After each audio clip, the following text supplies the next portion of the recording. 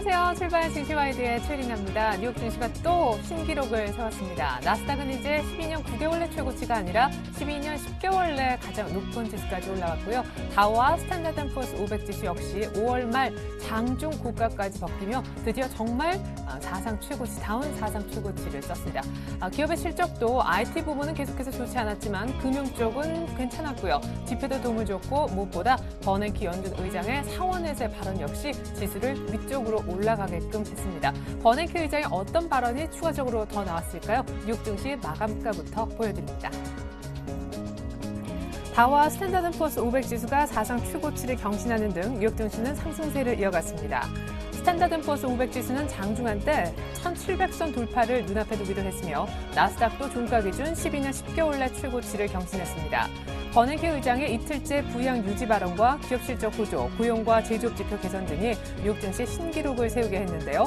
유럽 증시도 주요 증시가 1% 안팎으로 동반에 올랐습니다. 이틀째 의회를 찾은 버냉키 의장은 미 상원 은행위원회에 출석해 지금 양쪽 하나 축소 시점을 언급하는 것은 아직 이르다면서 높은 수준의 통화 부양 정책을 지속하겠다고 재차 언급했습니다. 미국의 7월 둘째 주 신규 실업수당 청구 건수가 전주 대비 2만 4천 건 줄어든 33만 4천 건을 기록해 올해 5월 초 이후 가장 낮은 수치를 기록했습니다. 필라델피아 7월 연준 지수도 19.8로 시장 전망치인 8을 크게 웃돌며 2011년 3월 이후 가장 높았습니다. 이에 반해 미국 컨퍼런스 보드가 집계한 6월 경기 선행 지수는 전월과 변함이 없어 시장 기대를 하회했습니다. 미국의 인터넷 대표 기업이죠. 구글의 2분기 순이익과 매출은 시장 예상치를 하회했습니다. 구글은 2분기 순이익이 주당 9.54달러를 기록했다고 밝혔는데 이는 시장 예상치인 10.80달러를 밑도는 수치입니다. 전문가들은 업계 경쟁이 심화되면서 모바일 광고 단가가 하락해 구글 실적에 악영향을 미친 것으로 보고 있습니다. 한편 마이크로소프트도 2분기에 흑자로 전환하긴 했지만 순이익 자체는 시장 예상을 밑돌았습니다. 국제신용평가사 무디스는 미국의 신용등급 전망을 부정적에서 안정적으로 올렸습니다. 무디스는 성명을 통해 연방정부의 부채 감축 노력이 진전해 보임에 따라 서서히 신용등급 전망이 안정되고 있다며 이에 따라 지난 2011년 8월 강등했던 등급 전망을 다시 올리기로 했다고 덧붙였습니다. 네, 분위기 좋은데요. 하지만 어제 버냉키 효과는 별로 우리 시장에는 없었죠. 오늘 이번 주 마지막 거래일인데 다음 주 엄청난 기업들의 실적 발표를 앞두고 오늘 어떤 흐름을 보일지 잠옷 기대가 됩니다. 저희가 일부를 통해 준비한 소식부터 보여드릴게요.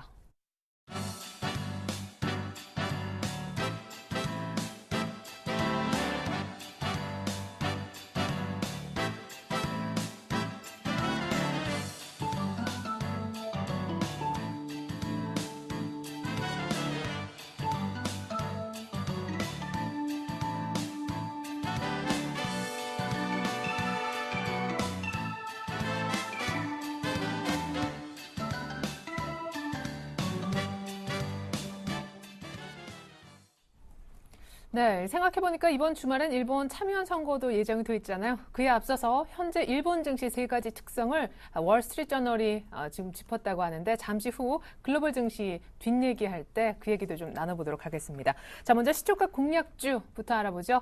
메리츠 동금증권의 강정훈 부장님 연결하겠습니다. 안녕하세요.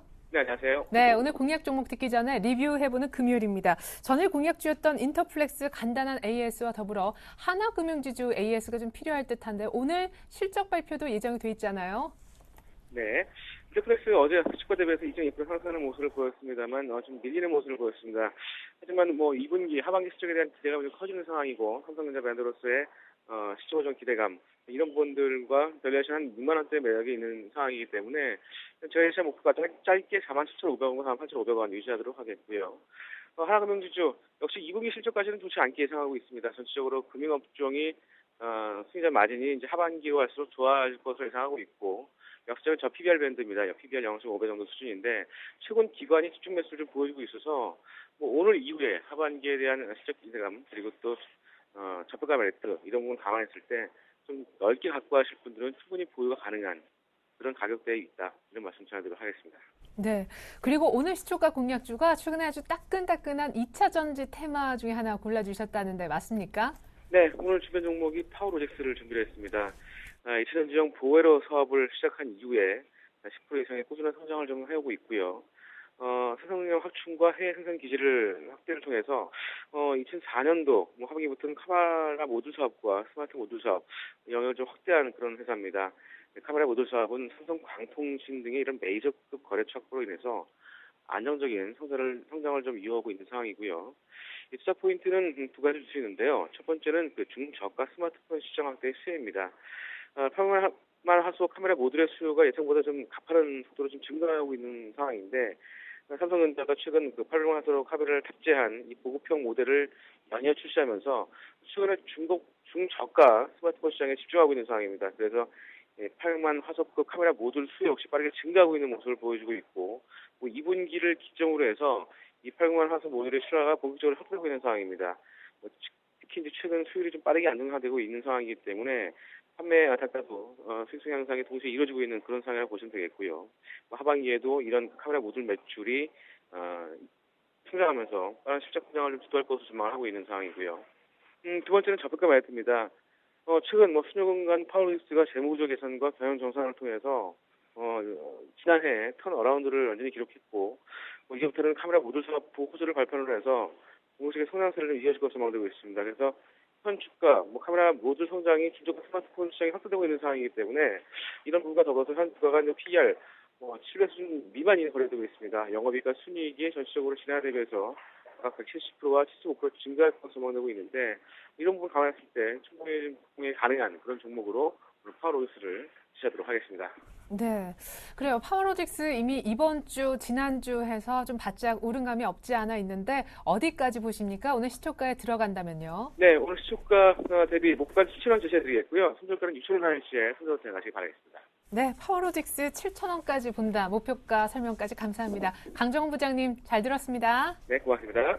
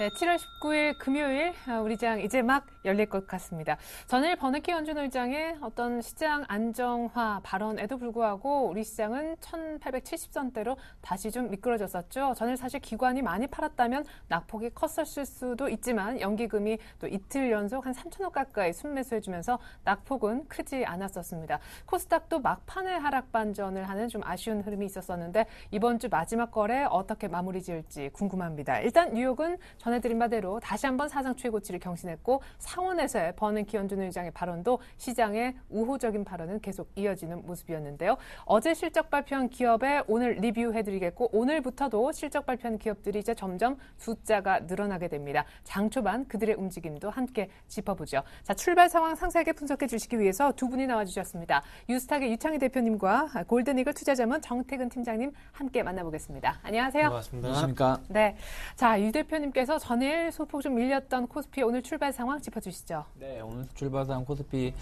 소폭 상승 예상 출발하고 있어요. 1883포인트에서 지수가 형성되고 있고 지수는 4.9포인트, 한 5포인트 가까운 상승세를 보여주고 있습니다. 일단 이 정도 오르는 거 가지고 올랐다 말하기 좀 민망하죠. 다른 나라들은 신고가를 연출하고 있음에도 불구하고 우리나라는 1900 자체도 회복을 못하고 있기 때문에 올랐다 말하기 좀 힘들지만 어쨌든 시장은 좋다는 모습.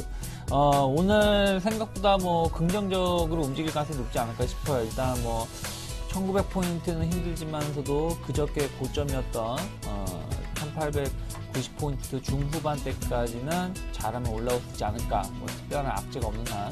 다만 이제 오늘 구글하고 소프트사의 실적이 좀 안 좋게 나왔기 때문에 그로 인해서 시장이 조금 아침에 출렁일 수 있다는 부분들 좀 체크하면서 대응하실 필요가 있지 않을까 생각하고 있고요. 일단 추가적으로 1900포인트 안착보다도 1880포인트 이상에서 돌파되는 양봉이 좀 나와줘야 된다는 거 좀 언급을 하면서 조금 시가총액 상위 종목을 좀 넘어가자면은 삼성전자가 조금 약세로 출발했습니다. 129만원. 일단은 130만원 돌파를 좀 해줘야지 시장에서도 긍정적인 모습을 띌 수 있겠는데, 일단 아직까지는 좀 그러지 못하고 있다는 보고 있습니다. 그리고 뭐, 하이닉스라든지, 뭐, LG전자 같은 경우는 그래도 좀 강세로, 주가가 형성되고 있다는 거 좀 지켜보셨으면 좋겠고요. 현대모비스, 기아차, 일단 현대그룹 3인방은 일단은 소폭 상승세에 출발하면서 지수를 조금 이끌려고 하는 모습을 띄고 있다는 부분들. 다만 이제 삼성생명이라든지 신한지주, KB금융 같은 경우는 아주 강하지는 못하고 있다는 부분들. 금융주들이 전체적으로는 그렇게 뚜렷한 강세 모습보다는 혼조세로 시장이 형성되고 있다는 거 좀 언급해 드리고 싶고요.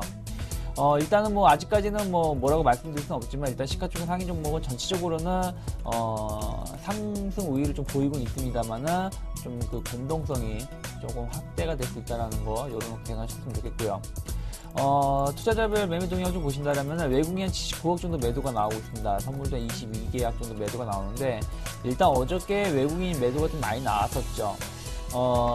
지난 수요일이죠. 수요일에 외국인이 선물 쪽에서 강하게 매수가 들어오고 유가지분 시장에서도 매수가 좀 들어와 주면서 이제 외국인이 언제 복귀하는 것인가 라는 생각을 좀 줬다가 다시금 어저께 거기에 대해서 좀 찬물을 확 끼얹는 모습을 띄었었는데, 오늘 금요일을 마감한 상황에서 어쨌든 외국인이 다시금 한 1000억 이상의 유가증권 매수가 들어오고 선물 쪽에서도 욕심 없이 한 1500계약 이상만 들어와 준다라면은 외국인이 그래도 어저께 하루 좀 위태로운 감은 있었습니다만은 그래도 매수로 전환되었다라고 말할 수 있는 기준이 될 수 있다는 거. 또 다음 주 중반부터는 또 이제 윈도우 드레싱 효과로 인해서 또 외국인의 매수가 좀 더 강하게 들어올 수도 있기 때문에 일단 오늘 외국인 수급을 좀 지켜보면서 대응할 필요가 있지 않을까 생각을 하고 있습니다. 네, 전일 6거래일 만에 순매도 전환했던 외국인, 오늘 수급 좀 잘 보자라는 팁이었습니다. 오늘 일단 거래선 1880 보여주고 있는데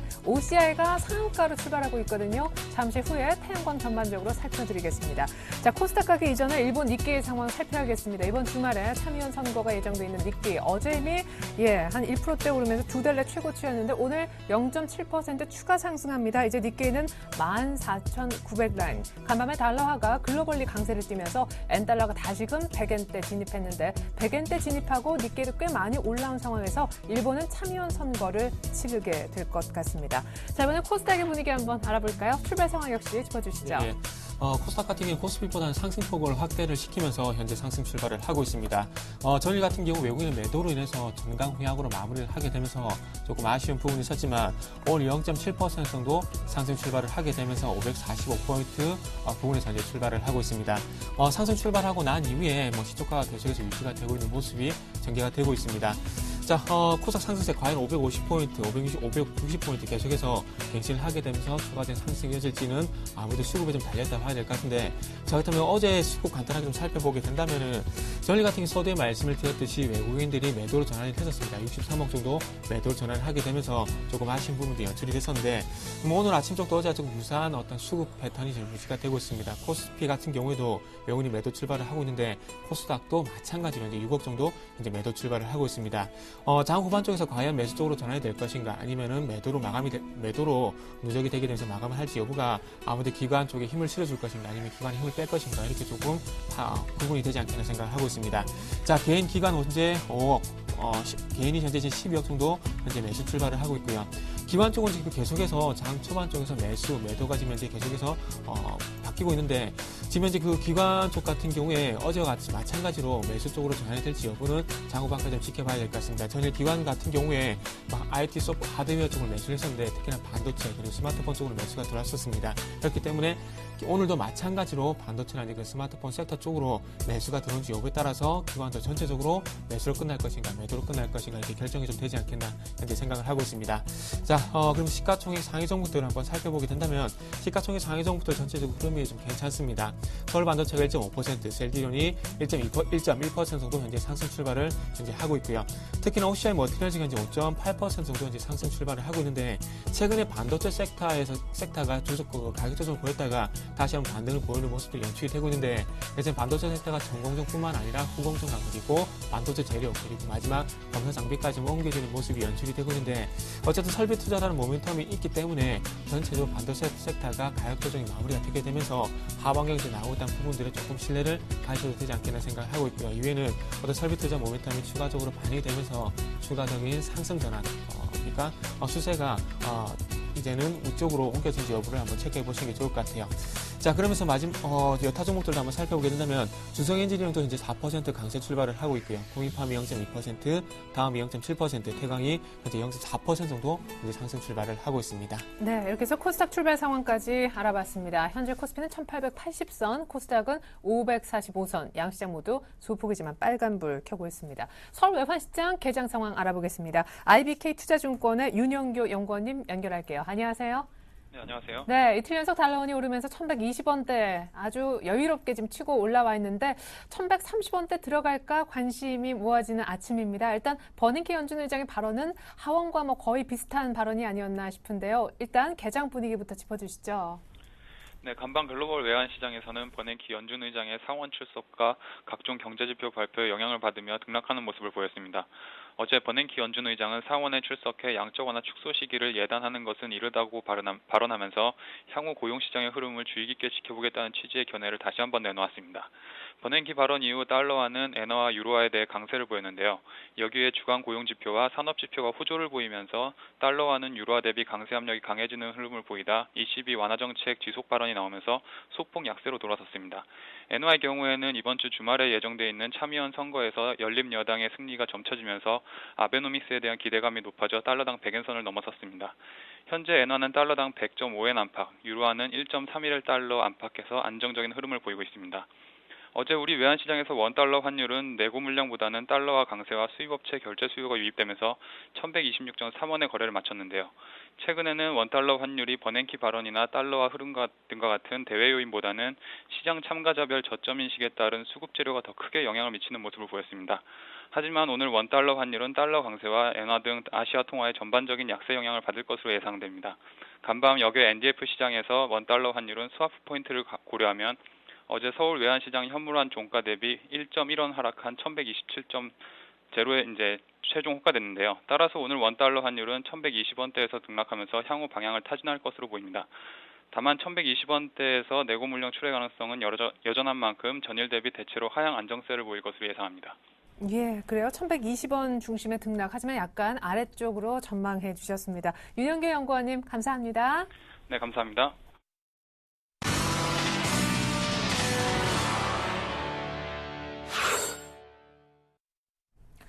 네, 태양광이 반짝반짝 빛나는 아침입니다. 잠시 후에 태양광의 급등 원인 그리고 대응법 살펴드리겠고요. 그에 앞서서 고수들의 작전 타임 들으셔야죠. 오늘 만나보실 고수는요. 한국밸류 21의 이드코 대표님이 되겠습니다. 안녕하세요.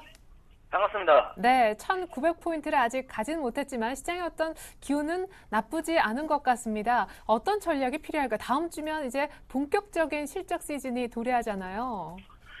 네, 일단 저는 지속적으로 좀 말씀을 드리는 게 단기적으로는 1890포인트를 종가상 무조건 안착을 해줘야 추가 상승이 가능하다라는 생각에는 좀 변함이 없고요.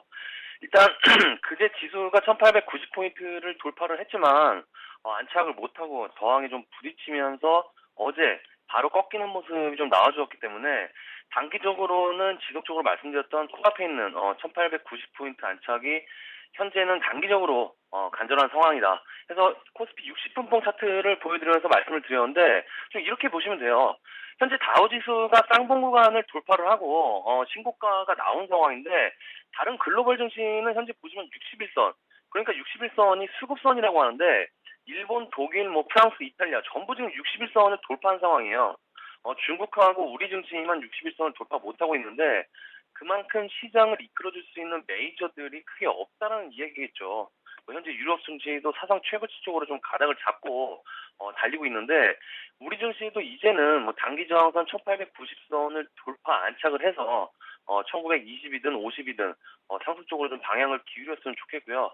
그리고 앞에서 말씀드렸듯이 우리 증시가 상대적으로 글로벌 증시와 비교해서 지속적으로 좀 디커플링화되고 있는 모습이기 때문에 현재 주식을 들고 계신 분들이야 시간과의 싸움이라고 생각하시면 되겠지만 현금 들고 계시다가 현재 투자를 진행하고 계시는 중단기 투자자분들께서는 오늘 상승 출발하고 있기 때문에 이 상승 출발하는 모습이 유지가 돼서 1890포인트를 돌파 안착을 하는지 확인하면서 매매하자, 좀 이렇게 말씀을 드리겠고요.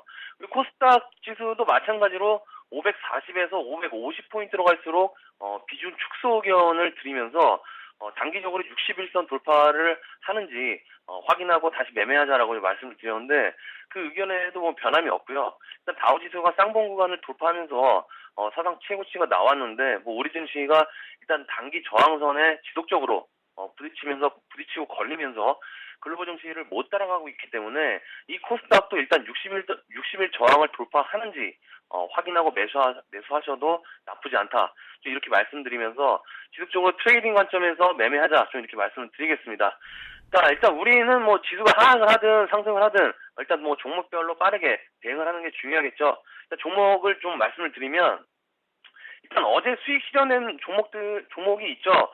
정원엔시스인데 그동안에 다음 대아티아의 신흥기계 비아트론, 정원엔시스 이렇게 말씀을 드렸는데 정원엔시스 같은 경우에는 1310원 목표가 잡고 가자라고 좀 말씀을 드렸었죠. 한 일주일 정도 지속적으로 좀 밀었던 종목인데 일단 어제 상한가에 들어가면서 사무실로도 좀 문의가 좀 들어왔었어요. 그래서 일단 종가까지 상한가가 안 풀리면 홀딩 관점으로 좀 말씀을 드렸는데 일단 이 종목 들고 계신 분들이라면 단기적으로 한 15% 정도 수익이 나온 상황이고 오늘 기술적으로 좀 저항이 부딪히는 구간에 들어갔습니다.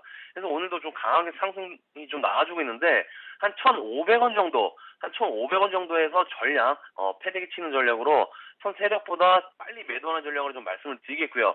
어제 문의해 주신 분들 수익 축하드리겠습니다. 하지만 반드시 수익 챙기고 기뻐하자, 이렇게 말씀을 드리겠고요. 비아트로는 8% 정도 수익 실현한 상황이라고 좀 말씀을 드렸고요. 대아티아이는 말씀드리고서 지속적으로 우상향 포지션을 움직이고 있는데 이제 서서히 꺾일 수 있는 위치에 들어왔다. 그래서 꺾이는 폭 보고 다시 말씀을 드리겠다라고 좀 말씀을 드렸는데 아직은 꺾이지 않는 모습, 그만큼 힘이 있다는 것이기 때문에 조금 더 지켜보도록 하겠고요. 수익 챙기실 분들은 챙기고 재매수 하셔도 됩니다. 충분히 기회 주니까 조금 더 확인하고 재매수 사인 드리겠고요. 그리고 다음이에요. 이 다음은 어제 지수가 하락했는데도 외국인의 매수, 그러면서 어제 약보합 마감을 했는데 그만큼 시장 대비 강하다는 것이겠고요. 현재 61선을 저항을 받고 있긴 한데 받고 있으면서 돌파를 못하고 있긴 한데 일단 기회를 준다면 추가적으로 매수할 수 있는 매력적인 종목이다. 그래서 9만 원 고지 지속적으로 좀 말씀을 드렸는데 일단 대형주다 보니까 수익이 상대적으로 좀 적어요. 한 3% 정도 되는데 일단 챙기실 분들은 챙기셔도 되고 조금 더 모아보자 하시는 분들은 지수 빠진다면 그때 다시 말씀을 좀 드리겠습니다. 그래서 오늘은 지난 시간에 말씀드렸던 코엔텍하고 인선이엔티를 좀 다시 말씀을 드릴 텐데 일단 이 코엔텍하고 인선이엔티 이 종목들은 폐기물 처리 관련주, 그러니까 제가 5월 달에 신일산업 눌림에 잡아드리고 한 30% 수익을 냈을 때 이런 말씀을 드렸어요. 장마든 더위든 갑작스럽게 나온 테마에 좀 집중을 해야 한다, 이렇게 말씀을 드렸는데 그런 게 바로 이 폐기물 관련주예요. 장마가 상대적으로 좀 길어지면서 피해 지역이 늘어나는 모습, 안타깝지만은 우리는 좀 종목으로 생각을 해야 되기 때문에 일단 테마가 살아났을 때 관심을 가지자 해서 이 코엔텍과 인선이엔티 눌림에 매수하자라고 말씀을 드렸는데 일단 이 코엔텍은 어제 1% 정도 상승을 했지만 밀리는 모습, 인선이엔티는 5% 정도 상승을 하는 모습인데 일단 이 종목들 특성이 단기적으로 꺾일지 아니면 재료가 다시 나올지 모르는 상황이라는 게 문제죠. 천재지변이다 보니까 예측을 할 수가 없는데, 일단 중요한 게 뉴스에 집중을 할 수밖에 없는 상황이기 때문에 일단 기술적으로만 놓고 대응을 하겠습니다. 그래서 코엔텍은 2,500원 정도, 인선 ENT는 2,480원 정도 돌파하는지 보시다가, 돌파 못하면 매도하는 전략, 돌파를 하면서 강하게 거래량이 실린다면 홀딩하는 전략 정도 말씀드리면서 정리를 해드리도록 하겠습니다. 오늘 작전 타임은 여기까지입니다. 고맙습니다. 네, 지금까지 작전 짜주셨던 분 한국밸류 21의 이드코 대표님이셨습니다. 대신에 감사의 말씀 드리겠고요. 계속해서 출발 키포인트 브리핑이 이어집니다.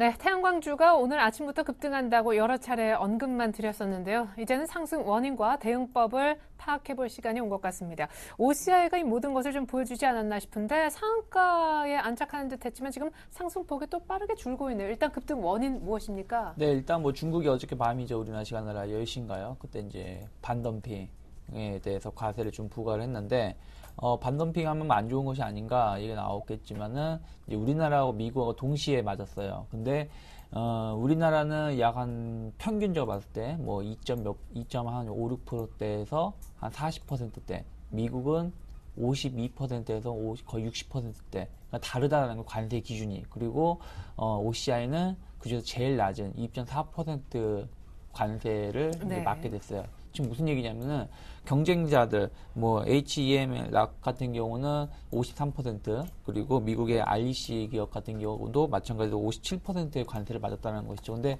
OCI는 2.4%라는 얘기는 한국이 그 중국의 태양광 시장을 차지하고 있는 점유율이 약 23% 정도 되고 미국이 약 30% 가까이 되는데, 미국 기업이 경쟁이 안 된다는 거죠. 관세로 인해 가지고. 그렇다면은 그 반사 이익을 OCI가 대거 수혜를 입지 않겠느냐. 또 이제 중국이 곧 뭐 빠르면 다음 주 중으로 유럽도 EU도 관세를 매길 예정으로 앞두고 있는데, 어쨌든 뭐 2.2% 이하로 내려가기 쉽지 않다라는 것이죠. 그다음에 그로 인해서 영업이익이라든지 이런 부분이 개선될 수 있다는 기대감이 작용한 것 같아요. 다만 이제 제가 보기엔 그렇습니다. 중국이 이러한 관세를 매기는 것은 어떻게 보면은 먼저 관세를 맞았거든요. 네. 유럽하고 미국한테. 그러다 보니까 어떻게 보면 보복 관세일 수도 있어요. 네. 그렇다면은 자국 기업을 보호하기 위해서, 자국 기업의 수출이 좀 둔화가 되니까 그걸 보호하기 위해서 뭐 상대적 관세를 매겼다고도 볼 수 있기 때문에, 그렇다면 이 효과가 우리가 생각했던 것만큼 강하게 발생할 수 있겠느냐라고 생각한다면 좀 확인할 볼 필요는 있다라고 생각 좀 하고 있습니다. 객관적으로 본다면은.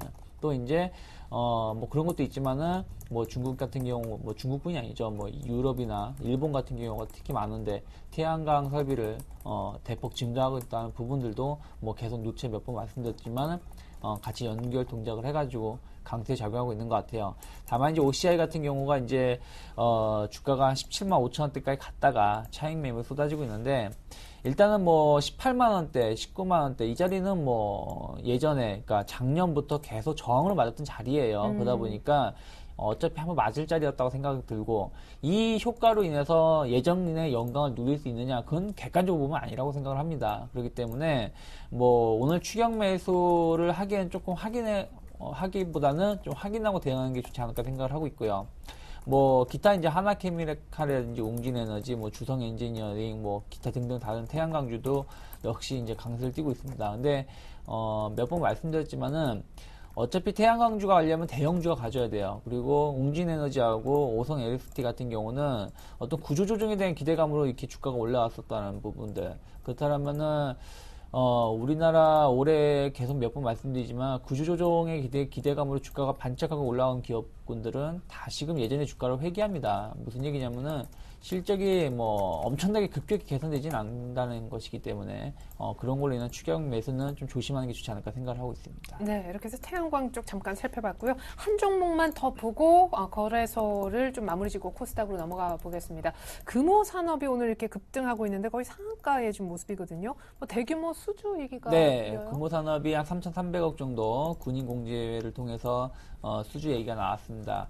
최근 매출액 대비해서 한 22%를 차지하는 금액인데 네. 뭐 호재가 될 수 있죠. 특히 이제 건설 업계가 좀 불황인 가운데 한 3,000억 규모, 그러니까 국내에서 3,300억 규모 적은 규모가 아니거든요, 절대로. 네. 그러다 보니까 상한가를 좀 맞이한 것 같은데 다만 이제 이게 뭐 추세를 완전 돌리면서 이끌 만하기에는 좀 힘들다.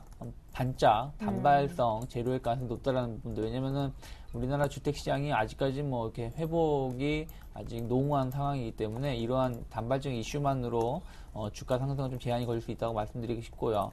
일단은 뭐 오늘 13,500원 정도 마감이 되고 있기 때문에 뭐 다음 주에 추가적인 상승이 나와 봐야지 알겠지만 한 14,500원 이상 가기에는 쉽지 않다는 부분들 그거 좀 체크하면서 대응하시는 게 좋지 않을까 생각을 하고 있습니다. 네, 이렇게 해서 저희가 거래소 쪽 특징주 한번 분석을 해봤습니다. 자, 이번엔 코스닥의 특징주 살펴봐야 될 텐데 오늘 M&A 관련된 소식 때문에 들썩이는 종목들도 있는 것 같고요. 무엇보다 액토즈 소프트가 급등하고 연일 앞서서 정말 못 말릴 정도로 랠리를 보였던 소프트맥스가 또 빠집니다. 특징주 좀 짚어주시죠. 예.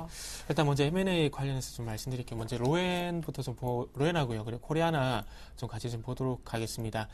일단 로엔과 코리아나 같은 경우는 아침 쪽에서 그 M&A 소식이 좀 전해지게 되면서 둘 다 지금 현재 아침 좀 강세를 보이고 있는 종목입니다. 로엔 같은 경우는 SK 플레이트에서 홍콩 쪽의 사업펀드 쪽으로 뭐 대주주가 좀 바뀐다는 그런 얘기가 나오고 있는데 네.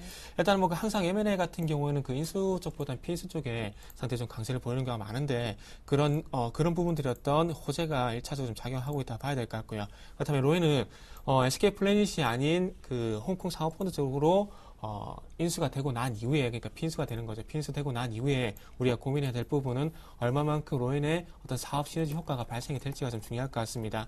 급등 출발하고 난 이후에 2.7% 정도까지 현재 상승폭을 축소를 시키고 있는데, 일단 제가 보기엔 SK 플레이 쪽에 있는 게 더 나을 것 같아요. 일단 그 인터넷 웹 쪽이라든지 그리고 모바일 쪽의 어떤 음원 사업을 진행을 하게 된다면 아무래도 SK 플레이니까 시너지 효과가 더 발생이 될 가능성이 상당히 큰데 아무튼 그쪽을 조금 놓친다는 게 좀 아쉬운 부분은 없지 않다 있다고 좀 말씀드려봐야 될 것 같고요. 어쨌든 홍콩 사업펀드 쪽으로 인수가 되고 난 이후에 얼마만큼 시너지 효과가 좀 발생이 되냐 중요할 것 같습니다. 하지만 어떤 구조조정이라든지 이런 부분이 진행이 되게 된다면은 아무래도 조금 악재가 될 가능성도 있기 때문에 조금 참고를 해보시기 바랄게요. 네. 자, 코리아나 같은 경우는 인수 추진에 대한 어떤 조회 공시가 지금 현재 진행이 되고 있습니다. 현재 큐캐피탈이라는 회사가 현재 인수를 할 것이라는 얘기가 나오고 있는데 큐캐피탈 같은 경우 대한광통신이라는 회사도 현재 그 인수를 해가지고 현재 대주주로 있습니다. 그래서 조금 어떤 그 큐캐피탈 말 그대로 좀 사업펀드 쪽으로 좀 보시는 게 맞을 것 같은데 일단 코리아나 쪽 인수를 할지 안 할지는 모르겠지만 좀 더 지켜봐야 될 것 같아요. 그 어떤 목적으로 인수를 하려고 하는지도 아직 뭐 정확하게 나온 부분도 없고요. 아직까지 조회 공시이기 때문에 풍문으로 마무리가 될 가능성이 있기 때문에 조금은 지켜봐야 되지 않겠나 생각을 하고 있고요. 어쨌든 아침에 뭐 피인수, M&A 모멘텀을 인해서 6.4% 정도 급등을 하고 있는 특징주로서 한번 참고를 해보시는 게 좀 좋지 않겠나 이렇게 말씀 좀 드려보도록 하겠습니다. 자, 그러면서 오늘 아침 쪽에서 그 특징적으로 좀 봐야 될 부분이 자, 게임 섹터도 한번 보고 싶은데요. 게임 섹터 같은 경우에 전체적으로 그 모바일 게임 전체적으로 강세를 보이는 것이 아니라 좀 언급을 해주셨듯이 액토즈 소프트라든지 그리고 소프트맥스 같이 이렇게 제한된 어떤 상승폭이 계속해서 유지가 되고 있습니다. 자, 액토즈 소프트 같은 경우에 화면을 좀 같이 보시게 된다면 지난 그 4월달에 잘 가다가 유상증자 얘기가 나오게 되면서 주가 좀 급락이 나왔었습니다. 하지만 장기 평선을 지지를 받고 다시 한번 반등을 주고 있는데 이제부터 유상증자에 대한 우려감이 조금 다 해소가 됐다고 봐야 될 것 같아요. 그리고 오늘 급등을 하게 되면서 11% 정도 상승세를 보이고 있는데 그 밀려나서라는 게임이 있더라고요. 저는 해보지 않아서 잘 모르겠는데 그 게임이 중국에 출시를 하자마자 현재 2위를 기록을 하고 있답니다. 그러니까 그만큼 이 얘기가 무슨 얘기냐면 해외 진출하고 난 이후에 어떤 성과가 보이게 되면서 해외 진출 모멘텀 그리고 매출과 연결이 될 가능성 그런 부분들에 대해서 조금 주가 반영하는 것이 아닌가 생각이 되고 있어요. 하지만 조금 아쉬운 부분은 좋은 고점으로 갭으로 돌파했다는 부분도 긍정적이긴 하지만 이 갭이 소멸될 가능성에 대한 부분들도 조금 염두에 두셔야 되는 것이 아닌가 좀 생각을 해봐야 될 것 같고요. 그래서 1차적으로는 어떤 기대감으로 좀 봐야 될 것 같습니다. 그리고 오늘 그 조금 최근에 강세를 보였다가 오늘 좀 약세를 보이고 있는데 4.7% 약세를 보이고 있네요. 하지만 최근에 그 주가를 보게 된다면 12,000원에서 25,000원까지 뭐 거의 더블 이상 갔습니다. 네. 더블 이상 갔기 때문에 조정이 나오는 게 이상한 건 아니겠죠. 이 회사도 신작 모멘텀이 좀 있더라고요. 이너월드라는 게임에 신작 모멘텀이 있던데 조금 그 상당히 그 베타 테스트 이런 부분에서 조금 긍정적인 평가를 좀 받는 것 같습니다. 자, 그래서 지금 잘 보세요.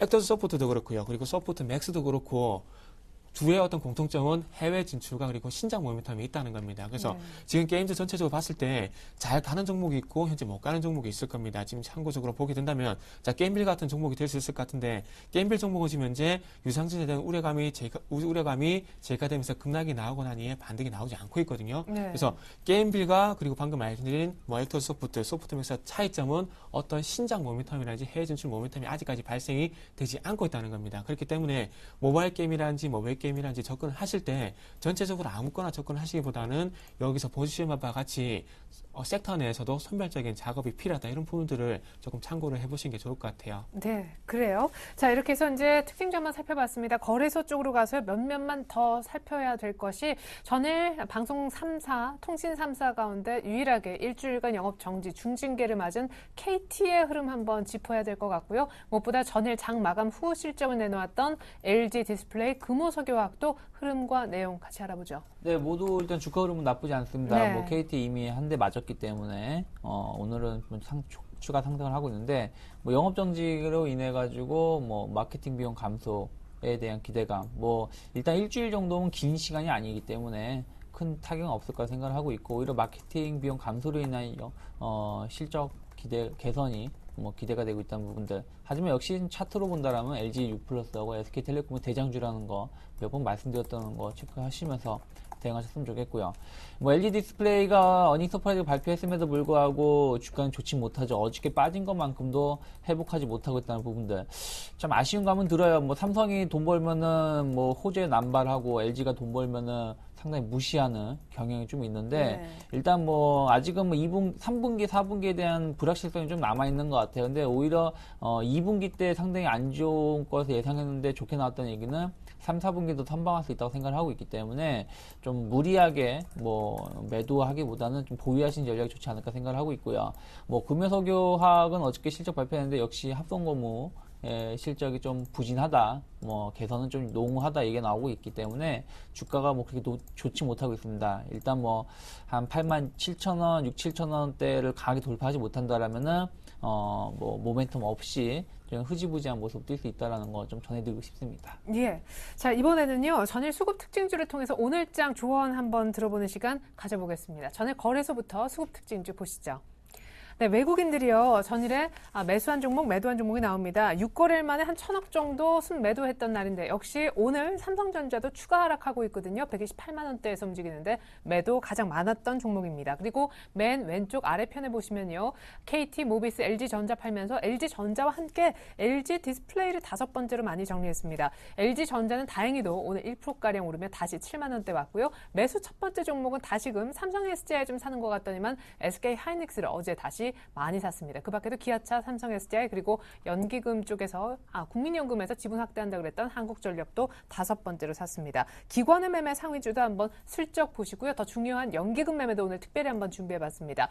KT가 어제 안 좋은 그런 과징금도 맞고 영업 정지 소식도 있었음에도 기관이 제일 많이 샀네요. 그 밖에 삼성전자도 샀고 모비스, 호텔신라 놓지 않고 있습니다. 왼편에 네 번째 보시면 LG 디스플레이는 어제 양 매도를 맞았군요. 실적 나기 직전에요. 자, 연기금의 매매를요. 저희가 특별히 이틀 동안 한 3천억가량 순매수해줬었기 때문에 정리를 해본 결과입니다. 삼성전자, 현대차, LG화학과 현대모비스, 호텔신라 순으로 샀고요. 그렇지만 연기금도 매도 첫 번째 종목에 KT 그 다음에 LG 디스플레이 순으로 올려놓고 있네요. 연기금에 대한 분석도 좀 들어보고 싶어요. 네, 일단 뭐 외국인 같은 경우는 전체적으로 좀 실적이 좀 기대가 되는 종목군들 위주로 매수가 들어왔었던 거, 그리고 좀 수급에 대해서 기대가 되는 종목군도 주로 매수가 들어왔죠. 뭐 한국전력이 대표적인 예라고 생각할 수 있겠고요. 뭐 거래 기간 같은 경우도 뭐 실적에 대한 기대감으로 주가를 매수를 좀 하지만 실적보다는 일단은 좀 저가 메리트가 있는 종목군들 위주로 들어온 것이 아닌가 생각을 하고 있습니다. 뭐 KT, 삼성전자, 현대모비스가 대표적인 종목군들이죠. 그래서 아직까지는 뭐 외국 거래소 같은 경우는 코스닥과 다르게 어떤 특징을 파악하기는 쉽지 않다는 부분들, 워낙에 시장 자체가 좀 혼탁하다 보니까요. 다만 이제 연기금이 최근에 이제 얘기가 나오고 있는 게 이제 하반기에 연기금이 자금을 집행할 자금이 약 10조에서 15조 정도 된다고 합니다. 그러다 보니까 연기금이 무엇을 할 것이냐라는 걸 좀 보는 것 같은데, 일단 연기금 같은 경우는 이제 최근에 이틀 동안 매수한 것만 가지고 좀 판단하기엔 좀 아주 쉽진 않아요. 다만 이제 뭐 삼성 SDI라든지 현대차, SK 하이닉스, 뭐 기아차, 한국 뭐 이런 종목군들 보신다라면은 일단은 뭐 기간하고 비슷한 것 같아요. 일단 저가 메리트에 있는 종목군들, 주가 대비해서 좀 많이 빠진 종목군들 위주로 좀 많이 매수를 한 것이 아닌가 생각을 좀 하고 있는데, 가만히 생각해야 될 부분들은 어저께 뭐 한국전력에 대해서 얘기 좀 나왔었는데, 연기금이 공격적으로 매수를 한다는 얘기는 그만큼 시장이 좋지 못하기 때문에 좀 방어를 하겠다는 얘기나 마찬가지고요. 또 연기금이 어떤 종목을 많이 매수한다. 한국전력 같은 거 예를 들게요. 약 5% 지분을 늘린다는 얘기인데, 즉 그 얘기는 무슨 얘기냐면은 약간 한국전력의 실적을 좋게 보는 게 아니라 한국전력이 올해부터 약간 이제 배당에 대한 얘기가 좀 나오고 있거든요. 그렇다면 거기에 대해 선침해가 좀 들어가는 것이 아닌가 생각을 하고 있습니다. 그렇기 때문에 연기금이 매수가 들어온 종목군데 약간 배당에 대한 부분도 있다라는 부분들, 그리고 연기금이 뭐 공격적으로 매수를 한다고 해도 뭐 단 하루 만에 뭐 한국전력을 1조 원 가까이 매수하지 않을 거라는 얘기죠. 그렇다면은 계단식으로 수급이 좀 개선될 수 있다는 것만 좀 체크를 하셔야 되는 거지, 연기금이 주가를 끌어올리는 세력은 아니다라는 거 좀 언급을 해드리고 싶고요. 오늘 일단 제가 오늘 좀 한마디 하고 싶은 얘기는, 아침에 이제 잠깐 언급을 했었습니다만은 구글하고 MS사의 실적이 좋지 않게 나왔어요. 그렇다면 이와 관련된 우리나라가 IT 기업군들이기 때문에 IT 기업의 움직임이 어떻게 될지 좀 봐야 될 것 같은데, 아직까지는 그렇게 나쁜 편은 아닙니다. 뭐 삼성전자, 하이닉스, 뭐 LG전자 모두 나쁜 편은 아니기 때문에 좀 봐야 되겠지만, 이제 뭐 30분밖에 안 지난 거고요. 오늘 같은 경우 IT가 잘 버텨준다라면은 그래도 결국에는 실적이 그렇게 나쁘지 않다는 것을 좀 반증할 수 있기 때문에 오늘 IT주 움직임 좀 보면서 시장을 좀 잘 마무리하시면 좋지 않을까 생각을 하고 있습니다. 네, 특별히 연기금 분석까지 감사합니다. 이번엔 코스닥 수급 특징주 준비했습니다. 보고 조언 듣죠. 자, 코스닥에요. 외국인들이 3일 만에 소폭이지만 약간 사지 않았던 날입니다. 가장 많이 정리한 종목 파트론이었고, 가장 많이 산 종목은 셀트리온 정도였습니다. 자, 그 밖에도 이제 아이디스 홀딩스라는 종목을 두 번째로 매도를 했군요. 옵트론텍은 사고, KH 바텍은 팔았습니다. 자, 이어서 기관 매매 상위주 한번 보실까요? 3거래일째 그래도 한 100억대 이번 주 수목, 이렇게 화수목 계속해서 순매수 기조를 보여주고 있는 기관인데, 자, 기관이 가장 많이 산 종목이 아이디스 홀딩스 라는 지주회사였습니다. 그리고 어제 4만 원대 위로 박스권 뚫리게 한 것이 이제 CJ E&M 기관의 매수가 있었던 것 같고요. 그 밖에 흑자 전환 얘기는 위메이드 3분기 기대는 모두 투어 순으로 샀던 것 같습니다. 아이디스 홀딩스에 관련해서 좀 약간 신선하다 하는 새로운 리스트가 올라왔어요. 예. 일단은 뭐 그 외국인과 기관의 어떤 시각은 좀 반대가 되고 있네요. 기관은 현재 가장 많이 매수를 했고 외국인 쪽까지 가장 많이 매도를 했는데, 일단은 그 매매 상의 키포인트 좀 맞춰서 좀 말씀드려 보자면은, 일단 수급의 힘이 어느 쪽이 더 센지를 좀 체크를 해보시는 게 좋을 것 같아요. 뭐 업황이라든지 리포트, 뭐 펀더멘탈 이런 부분들 어차피 의견이 갈릴 수밖에 없거든요. 그렇다면은 어떤 리포트를 참고를 하시는 것도 중요하겠지만, 더 중요한 것은 어느 세력이 얼마만큼의 매수 강도를 확대해 나갈 것인가, 아니면 매도 강도를 확대해 나갈 것인가, 그게 더 중요하거든요. 그래서 그런 부분을 좀 참고를 하시면서 어느 쪽 힘이 좀 세신지 보이는 게 좋을 것 같아요. 거기에 대한 또 예를 들게 된다면 CJ E&M이 좀 될 수 있을 것 같아요. CJ E&M은 뭐 그 외국인이 매도를 하고 있지만 기관이 매수를 하고 있는 종목이죠. 근데 중요한 건 전일 정고점을 장대 양봉으로 강하게 뚫었다는 겁니다. 그렇다면 누구의 힘이 세다는 얘기가 될 수 있을까요? CJ E&M의 기관의 매수의 힘이 더 강하다는 겁니다. 그래서 CJ E&M한테 예를 들어드렸듯이 아이디스도 마찬가지로 그런 쪽으로 좀 그런 논리로 좀 접근하신다면 좀 도움이 되실 것 같아요. 그리고 한 가지 더 간단하게 좀 말씀드린다면, 엑토스 서포트는 전고점을 갭으로 돌파했고요. 하지만 CJ E&M은 장대 양봉으로 돌파를 했습니다. 그래서 갭보다는 제가 보기엔 장대 양봉으로 돌파하는 게 어떤 전고점 돌파에 대한 신뢰가 더 크다고 좀 봐야 될 것 같아요. 그렇기 때문에 계획 구간이 발생했을 때는 한 템포 조금 관망하는 것도 좀 좋지 않겠나, 이런 부분도 한번 말씀드려보고 싶고요. 자, 그래서 그 매도 쪽에 보게 된다면은 그 홈쇼핑 관련주가 좀 매도가 되고 있네요. 외국인은 GS 홈쇼핑, 그리고 기관은 뭐 시효 쇼핑을 매도를 하고 있는데 이런 부분들 한번 참고를 해보시기 바랍니다. 자, 그래서 오늘 장 한마디 그 마지막으로 좀 드려야 될 것 같은데 일단 저는 그 관심을 가져볼 만한 섹터를 좀 제시를 해보도록 할게요. 코스닥도 그렇고요. 그리고 코스피 쪽도 그렇고 공통적으로 현재 제약 섹터가 조금 그 추세가 상당히 좀 괜찮습니다. 네. 그렇기 때문에 뭐 한번 예를 들어 보게 된다면 동아ST라든지 뭐 보령제약, 서울제약 그리고 바이오 쪽 보게 된다면 레고캠이라든지 그리고 엑세스바이오 그리고 유나이티드 제약이 괜찮거든요. 그래서 전 오늘 뭐 주말 이용하셔가지고 전체적 제약 섹터 한번 훑어보신다면은 종목 선정하는데 좀 도움이 되실 것 같아요. 그리고 아무도 이제 장마가 끝나갈 시즌이 돼서 그런지 모르겠는데 여행주가 또 눈에 띄더라고요. 하나 투어 모두 투어 이제 전고점 돌파를 현재 목전에 두고 있기 때문에 한번 관심 가져보시고 스몰캡 쪽으로는 아무래도 세중이라든지 그리고 레드캡 바이오, 레드캡 투어입니다. 죄송합니다. 레드캡 투어 쪽으로 한번 관심을 가져보신 것도 좋지 않겠나 이렇게 말씀드릴게요. 네, 지금까지 유스탁 유창희 대표님, 골든이글 투자자문 정태근 팀장님과 함께해봤습니다. 분석과 조언 감사합니다. 감사합니다.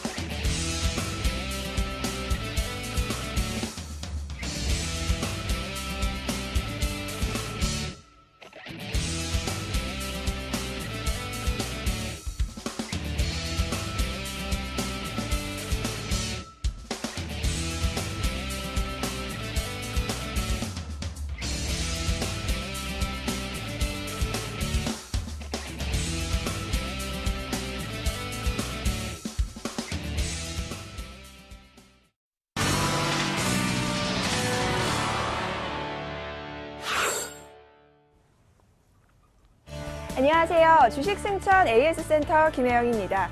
자, 저희 주식승천 AS센터에서는요, 매일 밤 10시에 방송되는 이 주식승천 멘토들의 포트폴리오 확인하고요. 전일 관심주와 공약주 AS하는 시간도 함께 가져봅니다. 자, 먼저 전일에는 신창환 멘토와 최명석 멘토가 포트 대결을 펼쳤는데요. 먼저 최명석 멘토의 포트폴리오 확인합니다. 네, 현재 셀트리온이 30%를 넘어서는 수익률 자랑하고 있습니다. 31%. 이어서 현대아이스코 역시 두 자릿대의 수익률이네요. 23% 양호한 흐름 이어지고 있고요. 반면 밀리는 쪽은 동양입니다. 동양 현재 마이너스 5%대의 수익률입니다. 자, 이어서 컴투스 역시 편입이 되어 있는데요. 현재 비중 20% 정도 챙겨가고 계십니다. 자, 이어서 신창환 멘토의 포트폴리오 확인합니다. 삼성전자 마이너스 0.2%, 대우건설이 0.7%, 포스코 흐름 좀 좋습니다. 6%대의 수익률 내고 계십니다. 자, 이어서 관심주 체크하는 시간입니다. 전일에는 최명석 멘토님만이 신규 관심주 제시하셨는데요. 이 두산중공업 제시하셨습니다. 2분기 예상 실적을 아마 상회할 것으로 전망이 되고 있는데요. 두산중공업의 매수가는 43,900원, 목표가는 47,000원, 손절가는 41,500원입니다. 자, 이어서 현재가 흐름 짚어보겠습니다. 두산중공업 보합권이네요. 43,950원에 거래 중인데요. 저희 바로 최명석 멘토님 전화 연결해서 이 신규로 제시하신 종목 대응 전략 챙겨보겠습니다. 멘토님 안녕하세요. 네, 안녕하세요. 최명석 멘토입니다. 네, 신규로 제시하신 종목 대응 전략 살펴주시죠. 네, 두산중공업에 대해서 말씀드리겠습니다. 두산중공업은 두산그룹 계열사인데요.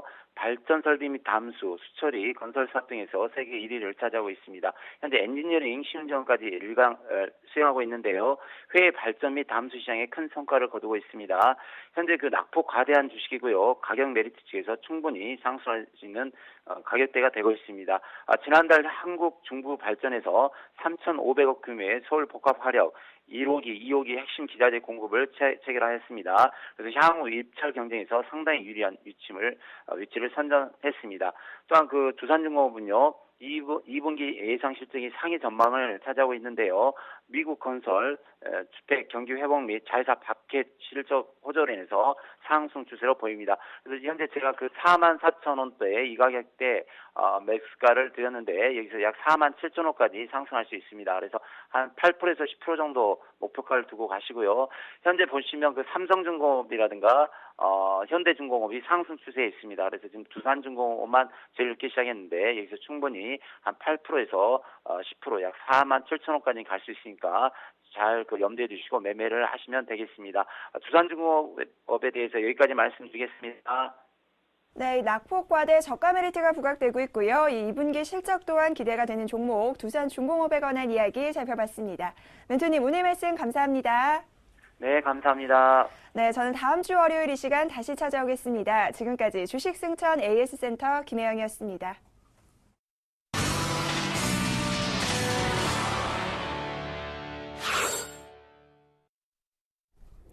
네, 지금 일본 니케이가요, 15,000에도 들어갈 수 있을 것 같습니다. 14,900라인 뛰어넘었고요. 이번 주말 당장 참여연 선거가 기다리고 있는데요. 글로벌 이슈 속 숨겨진 의미를 알아보는 시간, 곧바로 일본 증시 관련된 이슈부터 짚어보려 합니다. IM투자증권 김동섭 이사님 불러보겠습니다. 안녕하세요. 네, 안녕하세요. 네, 자 지금 참여연 선거를 앞두고 다시 일본 니케이가 슬금슬금 올라오던 힘을 또 더 내는 것 같거든요. 저점 대비 한 20% 올라왔다라는 분석인데 이렇게 되면 꽤 많이 올라온 것 아닙니까? 월스트리트저널이 일본 증시 최근 트렌드 한 3가지 정도를 추렸다고 하는데 어떤 보도를 했나요? 지금 일본 증시가 다시 불이 붙었다 뭐 이런 얘기를 하고 있는데요. 그 내용을 보면은 지난번에 그 엔화가 약세가 됐을 때 조지 소로스가 자기네 이익을 실현했다 뭐 이런 얘기를 하면서 주가가 순식간에 20% 정도 빠졌었거든요. 근데 그 빠질 때의 그 후 다시 재상승을 하는 과정 속에서 이 거래량이 감소를 했고 그 다음에 변동성이 상당히 좀 줄었고요. 주가의 변동성이 둔화됐고요. 그 다음에 중요한 것은 뭐냐면 기관 투자가들이 시장에 진입을 했다라는 것을 얘기를 하면서 시장의 체질이 바뀌었기 때문에 한모니들은 일단 시장을 끌어올리는데 힘을 보탰지만 나갔다 뭐 이런 식으로 얘기를 하면서 일본 시장이 강세장 진입 가능성을 얘기하고 있고 18,000까지는 갈 수도 있다라는 얘기를 하고 있습니다. 예. 근데 일각에서는 여전히 그 1989년도 고점 대비 62% 이상 떨어진 일본 시장이 결국에서는 이제 아베노믹스가 실패로 돌아갈 것이다라고 하면서 얘기하는 사람들도 있거든요. 근데 이제 제가 보는 견해로는 18,000원은 갈 수가 있습니다. 충분히 갈 수 있다는 것에 대해서는 뭐 부정하지 않습니다. 근데 이게 상승할 때부터 갭상승이 너무 많았다라는 거죠. 또 일본은 소비세라든가 성장 전략에서 실패가 나면 결국은 아베노믹스는 큰 문제로 대두될 수 있다라고 판단하기 때문에요. 갈 수 있는 거에 대해서만큼은 인정하되 결국에서는 원래 저점으로 다시 갈 확률을 열어야 될 것 같고요. 그것이 뭐 아베노믹스 실패인지 알지는 모르겠지만 어쨌든 일본의 어떤 기술적 분석상으로 봤을 때는 그 부분을 갭상승 10개 정도 있는 것을 다 메우러 갈 것이라고 생각한다면 일단 상승 쪽에 무게를 실어두고 보시되 시장의 방향성, 최후의 방향성은 아마 그쪽으로 할 확률을 열어두고 보시는 것도 나쁘지 않을 것 같습니다. 그래도 니케이가 다시 18,000선까지 갈 수 있다면 다시 한번 새로운 뉴 신고가도 가능하다라는 공감도를 표해 주신 건데 이번 주말에 있을 참여연 선거는 뭐 그냥 예상대로 자민당의 압승으로 끝나겠습니까? 아마도 그렇게 되겠죠. 그것 때문에 지금 주가를 많이 끌어올렸으니까요. 예. 웬만하면 아마 압승될 확률이 상당히 높다고 판단하고 있습니다. 이번에는 미국 쪽 얘기 좀 해보겠습니다. 최근 뭐 달러, 금값, 뭐 여러 가지 이제 향후 전망들을 점치는 목소리들이 있는데 먼저 달러화에 대해서 얘기를 좀 해보고 싶어요. 최근에 이제 미국 쪽 지표도 다 좋고 양쪽 완화 정책에 대한 우려도 좀 사그라들면서 달러화가 이제 강세를 띨 것이다 이렇게 예상하는 쪽도 있지만 달러화 강세 5년 내 암흑기가 온다라고 아주 부정적인 전망을 하는 곳도 있네요. 지금 그 미국 경제가 성장하고 주택 경기가 살아나면서 그 달러 강세가 될 수 있는 긍정적 요인이 굉장히 많다라고 하는 반면에 시장에서는 이것이 오판이다라고 얘기를 하고 있거든요. 과거에 뭐 파운드화 같은 것도 실제로 그 상당히 잘 가다가 나중에 가서는 기축통화 지위를 상실했던 경험이 있는데요. 미국 경우에는 왜 그러냐라는 부분이 상당히 중요한데요. 수출 부진에 있어서 그 미국 제조업이 그 상당히 좀 약하다고 합니다. 그러니까 지금 제조업이 차지하는 GDP에서 제조업이 차지하는 비율이 11%밖에 되지 않고 실제로 경제가 계속 지속되려면 50% 이상이 돼야 한다는 것이 이 사람의 주장이고요. 그렇게 해서 수출이 늘지 않는다면 서비스업만 강조하고 있는 미국 같은 경우는 상당히 좀 위험하다라는 얘기를 하고 있고 그러므로 해서 재정 적자는 계속해서 진행될 수밖에 없다라는 얘기를 하고 있는데요. 제가 보는 경우에도 지금 그 미국 같은 경우에는 이런 어떤 수출이라는 이런 부분보다는 5년 내에 그 경기를 성장시켜서 금리를 2% 이상 끌어올리지 못한 상황이 발생했을 경우에 악재 하나 터지게 되면 미국은 이 시장을 받칠 수 있는 어떤 카드가 없습니다. 그러니까 그 얘기는 무슨 말이냐면 미국이 달러가 휴지화가 될 수도 있다라는 거죠. 그러니까 5년 내에 암흑기가 온다는 거에 대해서는 100% 얘기를 못 해드리겠지만 다만 그 사이에 긴축을 해서 금리를 2% 이상까지 끌어올리지 못한다면 가능성은 상당히 높다라는 생각을 한번 해봐야 될 것 같고요. 실제로 지금 달러가 너무 많이 풀린 상태에서 달러를 어떻게 다시 회수할 거냐가 시장의 관건인데 그 방법론에 있어서 답이 없는 상황이다라고 본다 그러면 기축통화로서의 지위를 어느 정도 상실할 수 있는 부분은 있다라고 판단하고 있습니다. 네.